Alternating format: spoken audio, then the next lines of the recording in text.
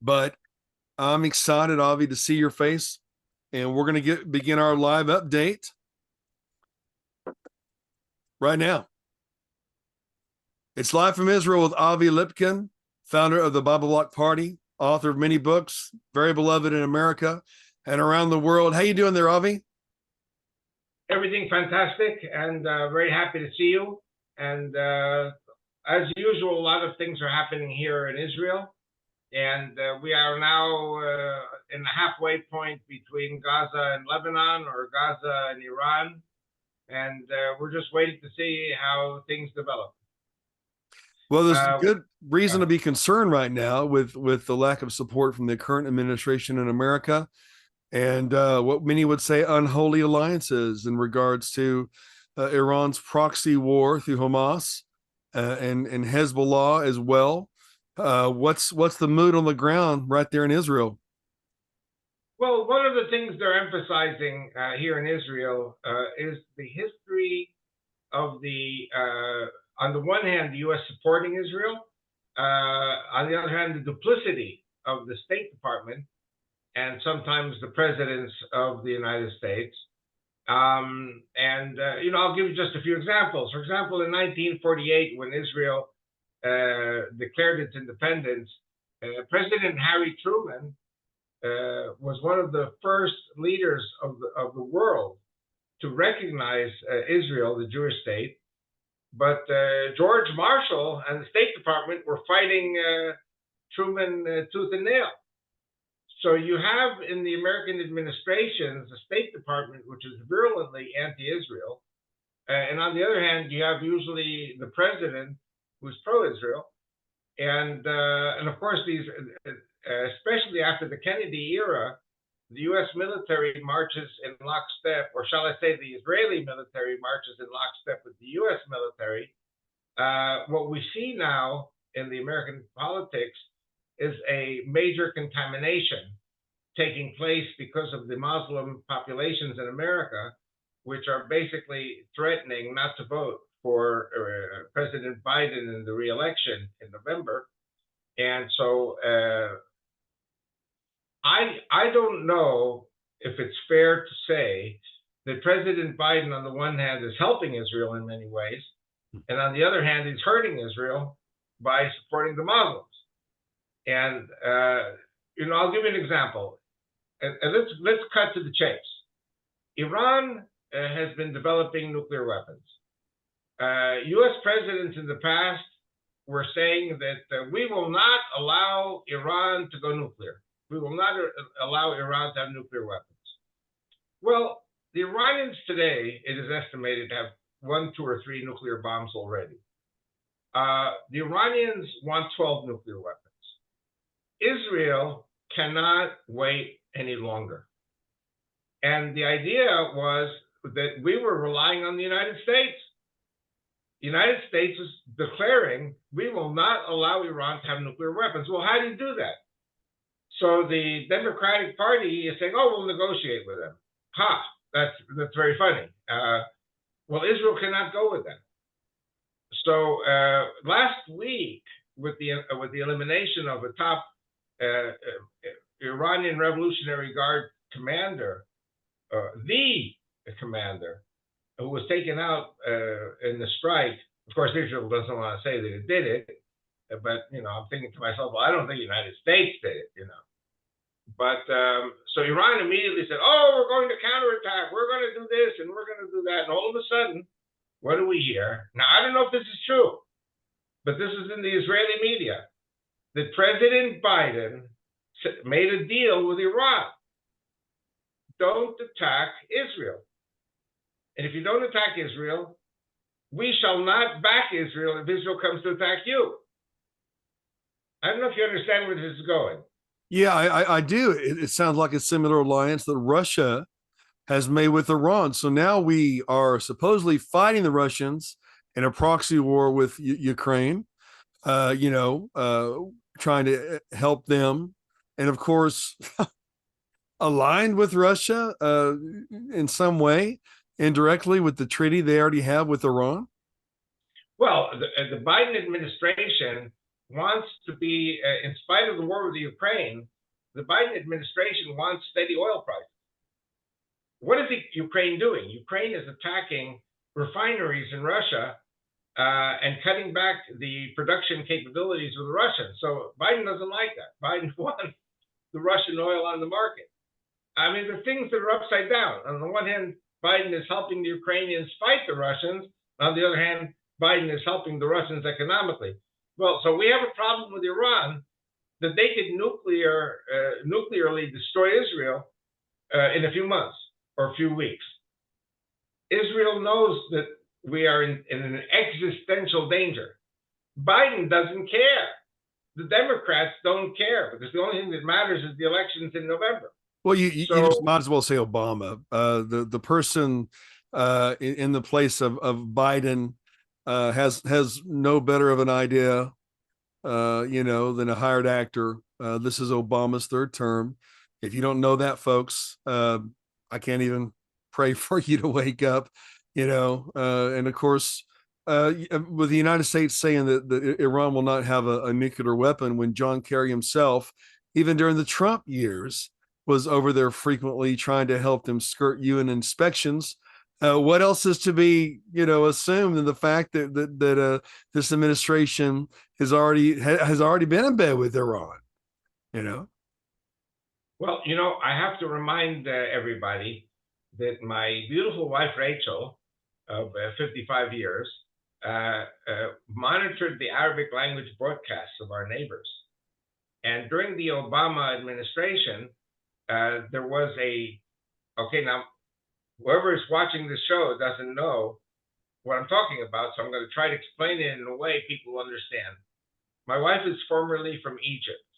She left Egypt at age 20. So in Israeli radio, she would be monitoring the Egyptian programs.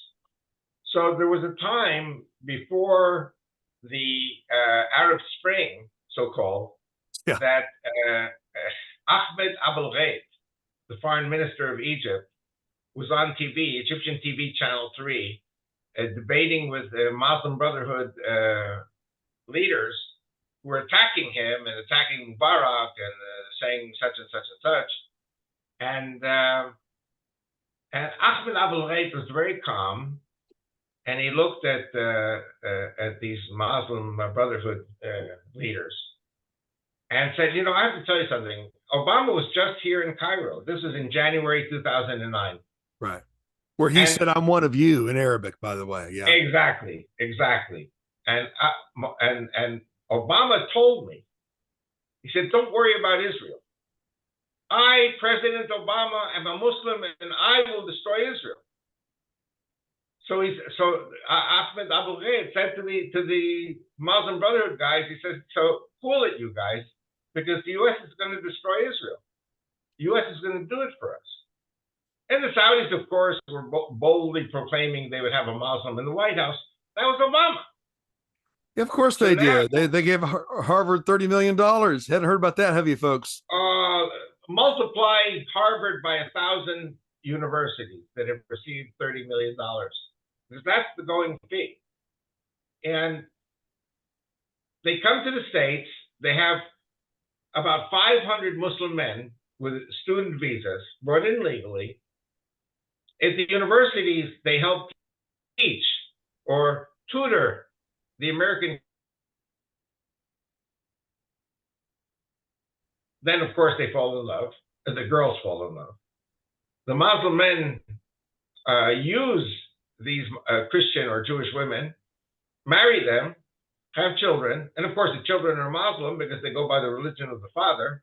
Right. And then after 2 years, they get passports. And then after these Muslims get passports, they can bring in all their families. It's called chain immigration, which is what Trump was protesting. But the point I'm saying is, you have today in America 20 to 30 million Muslims, 10% of which are terrorists. That's about 3 million. The Jews are 6 million married to 4 million Christians. That's about 10 million. But if you've got 30 million Muslim votes, why should any presidential candidate want to talk to the Jews? So they're going to talk to the Muslims. And more Muslims are pouring in because there's a lot of money. The Muslims are helping to float Wall Street. Do you know what happens when the U.S. goes against the Muslims? Wall Street crashes within 24 hours. Yep. The U.S. economy, which was ironic too, because I mean, if you watch the stock market, every time Obama gave, without fail, folks, every time with Obama doing a speech, the stock market goes down, and yet he's one of them, the Muslim Brotherhood. So go figure. Very interesting. So the point I'm saying is that now President Biden has said to the Iranians, listen, don't start a war with the Israelis. Okay, they killed your generals. Leave it. We'll take care of Israel. The U.S. will take care of Israel. And I think Israel today is in an existential threat, not only from Iran and Gaza Arabs, also from the U.S. Because there's so much money involved. And it's not the first time that the Jews would lose 6 million people, because the U.S. government looked the other way in World War II, Right. because the United States needed the Arabs for their oil against Hitler. Then after Hitler was gone, the United States needed the Arab oil against Stalin and against the Soviets. And the bottom line is that Israel is expendable. The problem is that I think it's in, I just did it, put it in my book. I think it's, is it Isaiah? Is it Jeremiah? Chapter 2, verse 11, something like that. Israel is the apple of God's eye. You mess with Israel, you mess with the apple of God's eye. I don't envy anybody who messes with the apple of God's eye. I pray for America. I don't either. I pray for America. I pray for leadership that is Christian and will do the right thing. This government now, Democrat government, has lost its moral compass. Well, and it's owned by our enemies. Down the tubes for a barrel of oil and for the petrodollars that the Arabs can bring to America. This is what America wants in order to outrival China, Russia, and of course the BRICS countries, which want to replace the dollar with an alternative currency. So who's the sacrifice? Israel. So we here in Israel, we know about these things. We're watching these things very carefully. And if and when the decision is taken to attack the nuclear project of Iran, don't worry, we're not going to touch the Iranian people. We don't believe in genocide. We didn't do genocide in Gaza. We're not going to do genocide anywhere else, but we are going to take out the nuclear facilities of Iran because we have no choice. And we'll see what's going to happen with Lebanon and with Rafah. But, I'll say one thing which I'm very happy about, and that is, God gave us the land. The land of Israel was given to us by God. But because Ariel Sharon said, hey, you know what? We cannot continue occupying Gaza, which is Israel. Give them the keys. Let them have their state. Let them have their economy. Let them build hotels on the Riviera there on the Gaza seashore. Instead, they said, and don't shoot rockets at us. And instead, what did the Gaza Arabs do? They shot rockets at Israel. And every time Israel looked the wrong way at the Arabs, they were firing hundreds of missiles, rockets at our communities. Well, we did not want to go back into Gaza after 17 years. And you know what? They forced us to. Today, Gaza is under the Israeli flag. And I have news for President Biden. He can do whatever he wants. Gaza will remain under the Israeli flag and be part of the state of Israel.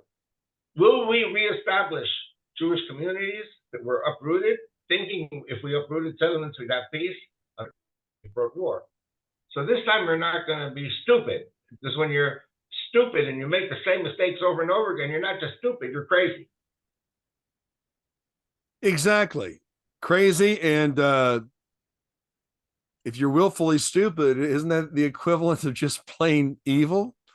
I mean, anyone with any sense can see that the Communist Party has taken over the Democrat Party. I mean, no one's surprised anymore that Obama's Muslim Brotherhood always has been, and yet they'll still vote for him because he's black. It's like, I don't know, Avi. I'm focusing on the Lions. I want to make a recommendation, if I may. I don't know if I've Sure. made this recommendation before on your show. Some people might cringe when I say this, but there's a Russian movie called The Admiral, like Admiral of the Navy. Right. And I recommend, it's on YouTube, and it has English subtitles. And it shows exactly the Russian Civil War and how the Bolsheviks came to power. And part of the plan of the Bolsheviks to come to power is to annihilate all the heroes, all the generals of the right wing. And this is what I believe is going to happen in the States if the Christian American people, and I'm a Jew who loves the Christians, I'm saying this for your own good. If you guys do not stand up, learn the history, watch the movie, The Admiral, you will not be privy to what the plan of the social communists in America is. And the communists are allied with the Muslims because what they have in common is they hate the Christians. And what made America great is Christianity. Right. And I'm a Jew who's ready to die for Christianity to save America from itself. Wow. And here in Israel, to save Israel from its socialist domination government. In other words, we have Netanyahu, who's not a socialist, but the Supreme Court judges, all the judges are communists. All the generals are communists. All the police commissioners are communists. The top civil service people, communists. A right-wing guy from the Likud, like myself, can never get a job. That's why I'm with the Christians when I go to America. The Christians listen to me. Well, what is left to be done for communism to take over in Israel then? Well, no, it has taken over. The question is, how do we overthrow the communists? That's the hard part. Well, I'm afraid that we all know what that answer is. Just like here, they're not going to allow themselves to be voted out. We can only do this after this war is over with our Arab neighbors who are fighting us. And that seems to be an eternal war because there's no negotiating with an enemy that is only satisfied. They wouldn't even be satisfied with the annihilation of Israel. They'll devour each other, just as prophesied in the book of Genesis. By the way, I have to add, and this was in our news yesterday here in Israel, that the left-wing anarchists who are demonstrating violently in the streets of Tel Aviv were interviewed, and they were saying, Biden told us to do this. The demonstrations before the war with Gaza, demonstrations over the judicial reform, it was Biden who instructed the Israeli opposition to violently riot in the streets of Tel Aviv. Now, after Gaza, Biden and the Democrat administration is telling the left-wing Israelis, who are the minority, to riot violently and bring about an election. Well, it's what we are not supposed to have elections until October 2006. So I'm just saying, Biden and the Democrats are interfering grossly in Israeli politics, giving instructions basically that could lead to a civil war in Israel. I'm just telling you. I don't know who's watching this show. Whoever wants a civil war in Israel should vote for the Democrats. Well, again, Democrats are gone. It's the communist. It's the Communist Party. That's what they do. Obama, Hillary, they quote their hero Saul Alinsky from his book Rules for Radicals. Do what you're accusing the other side of doing. The same playbook as Hitler, folks. I mean, come on. There's no more Democrats anymore. I was watching a JFK documentary the other day. What would he say to his party that he used to say, that's not what your country can do for you, but what you can do for your country? Those people are gone. There are no more Democrats. There's communists. That's it. And delusional voters who think that their party is still alive. And of course, you got some on the Republican side too, have bought and paid for. Even in West Texas, you have Republicans that are helping turn that area purple for their own selfish ambitions. And, but it's the Communist Party. Kamala and Biden had bailout funds for Antifa and BLM, those who were Obama's brown shirts. So, hey, is it a surprise that they're doing the same thing in Israel? The fake Arab Spring coordinated by Zuckerberg and Obama, with the Muslim Brotherhood Arab minority. that tortured and raped and killed so many Egyptians. I worked with those Egyptian victims in Garbage City. It's a fact, folks, and facts don't seem to matter in this day and age. I think the only facts that are going to matter is people waking up to destruction all around them, wishing they spent less time on TikTok and more time in the voter booth. But here we are, the Communist Party in charge of America. And the solution is the same. The solution is only revolution. And, don't fool yourselves. People are hurrahing about the red wave. They're not going to allow themselves to be voted out. Communism doesn't do that. There's only one way communism is removed, and it's removed. So in the meantime, we need people who believe in freedom and who have a backbone to stand up for their freedoms. I mean, if people can't even pick up their phone, you think they're going to rise up against the communist regime we're fighting right now? I would hope so, but it's time for people who still have a right to vote to use their phones and call their representatives. Unfortunately, Avi, we're in a situation where our politicians have been compromised. They're more concerned about re-election than they are what's best for the people. We know the Communist Party in charge right now is more concerned about staying a hold of power than they are about, betraying their own people, trying to propagate a race civil war, trying to get blacks and whites fighting each other while third world people are driving new cars and making $3,000 a month and being given the legal right to squat and take over your homes. Americans, where are you? So Israelis and Americans have the same dilemma, I'm afraid. I have to add also that the tactics are so reminiscent of Soviet Russia in 1917, 1918, 1920, destroyed the wealth of the middle class and confiscate everything and make everybody equally poor. And the problem is Americans have no idea about the Russian Revolution. Americans have no idea about Islam. So Americans really don't understand what's going on in the U.S. today. And you know what? I studied all these things, and I've written books about all these things. And I'm here in Israel. Even in Israel, a lot of people don't even really understand about Islam or understand about communism.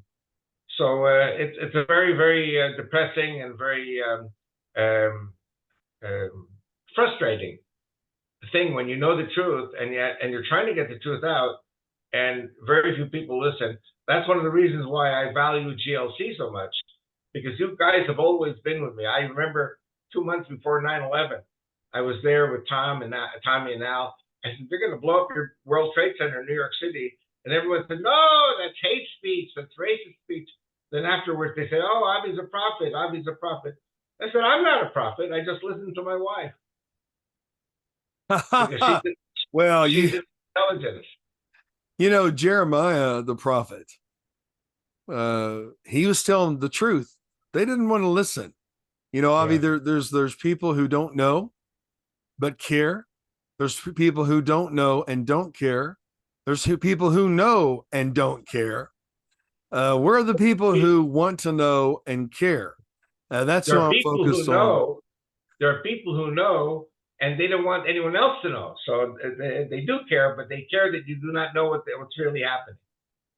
Well, what a foolish, willfully stupid, lazy generation. And so, we're just praying that the lions come together. In all of this, it dawned on me why they took the Declaration of Independence off of the walls of public schools, why they stopped the Pledge of Allegiance to the Republic, because they don't want. I mean, you hear the lunacy in the media. We're a democracy. No, we're not a democracy. We are a republic with a constitution. Right. And the reason they took the Pledge of Allegiance out of our schools is because they don't want people remembering we are a republic. They want this mob rule democracy, who, if they voted to eat their children in the streets, these soulless animals would do it. And so that's what we're dealing with. But is this not Bible prophecy, Avi? Are the hearts of men growing cold? I mean, right. My gosh, we know that God is in control. I not only love and care about Israel, I have a healthy respect and fear of Israel. And I Right. personally believe that Israel has the ability to take out all of their enemies in a day, is my personal Right. belief. And it's only by the grace of God that Israel has the restraint that it does. America doesn't have that restraint. You know, if we had rockets flying over the border in Mexico, well, I don't know. Under this communist administration, they would probably be funding the rockets and directing them to red places, you know, red states. So, you know, here we are. And in the midst, we have Catholic charities taking millions of dollars to pick up these illegals from third world countries, mostly fighting age men, and take them to any city they wish. You know, we could talk for years about that, couldn't we, Alvi? Yeah. But here, so what's the best thing we can do? Well, I think that at this stage, what you and I are doing is to educate the people. And it says in the book of Hosea, my people are destroyed for lack of knowledge. And the problem is Jews and Christians have a lack of knowledge. And it also says that Lack the of courage. continuation of Hosea 4 verse 6, and because you rejected the knowledge, I reject you as my people. So it's very important in Hosea 4 verse 6 that Jews and Christians wake up. I don't tell people what to do. I just say get educated, and after you get educated, God will tell you what to do. Well, we have people that are watching. Folks, we love you. When we go live on Facebook as we record these, you know, we would love to interact with you. We appreciate your support. We really have to stop the world and use common sense. You need to utilize the rights you still believe you have.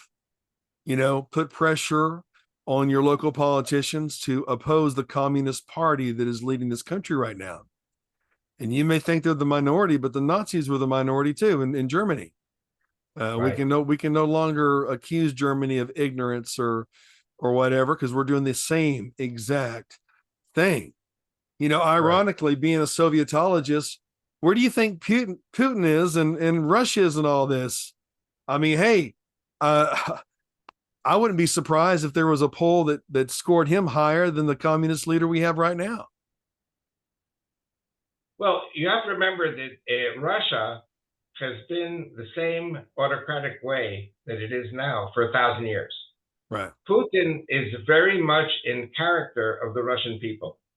That's why the majority in Russia vote for Putin, because this is what the Russian character knows.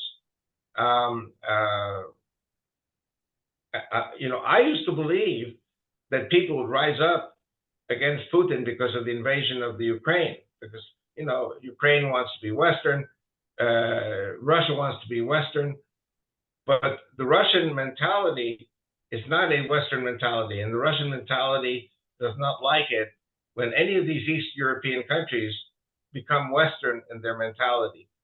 And the fact is, those nations that were under the yoke of Soviet communism, none of them want to know anything about Russia today. And they thirst for democracy and freedom. And but you know what? These people in these East European countries that thirst for democracy and freedom, they come to the States and say, what happened to the American people? That the American people allow Soviet communism to take over in the United States. And they're very surprised because they fought for their freedom, and now America also fought for its freedom, but America has been infiltrated by the Frankfurter School and the other school. There are two schools in Germany which were the hallmarks of Soviet communism in Weimar Germany. And then when Hitler came to power, they fled to the U.S. So the universities were taken over by these communist professors 100 years ago, and this is the result. It's time that we pray for the peace of Israel. It's time that we pray for America. Yeah. This communist cancer that is the cancer to humanity must be dealt with and removed from power. And I think only God and courageous men and women can do it. I'm grateful for your presence today. We love you, Avi, and your family. I'm happy that people are jumping on board and supporting you during this time. You can go to Chase Bank, folks.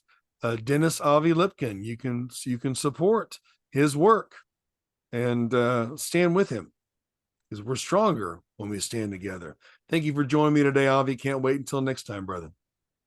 Hopefully on Wednesday for the live shot. There we go. Bless you, folks. Talk to you soon. Bless you. Bye.